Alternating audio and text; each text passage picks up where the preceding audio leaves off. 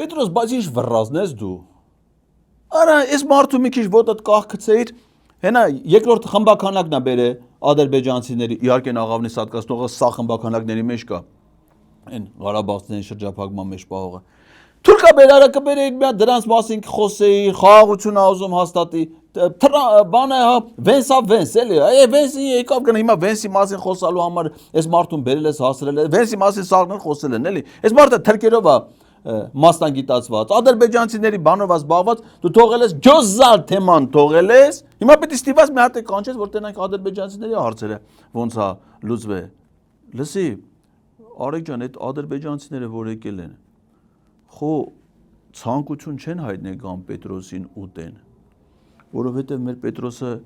վախեցած ասում է ադրբեջանցիները որ գան մեզ կուտեն։ Ես էլ իրան ասում եմ մի անհանգստացի էլի, ում քեզ հաստատ չեն ուտի։ Շատ վախեցած է։ Դրանք խո այտենց թեմա բան չեն բացե։ Պետրոս խո վրեջ չեն եկե, խո չեն կերեք քեզ այդ տղա։ Լավ է, որ կերացել են, փառք Աստծո։ Ուրիշ բան են արեն։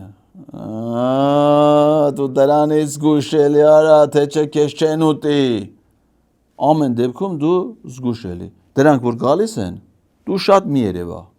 Դրանց աշկին ամեն դեպքում դու մի երևա։ Հիմա ինչ կանեն այդ իրան գիտեն, բայց դու քո ստրախովքեն քո ձեռը պահի։ Այդ օրերին լսացիր, որ Արեգը մի հատ նոր խմբականակ է բերում ադրբեջանցիների, դու արդյոք մեծ բյուլետեն վերցում երկու օրով մի տեղ գնա։ Մի երևա այդ օրերին ընդհանրապես։ Եղավ։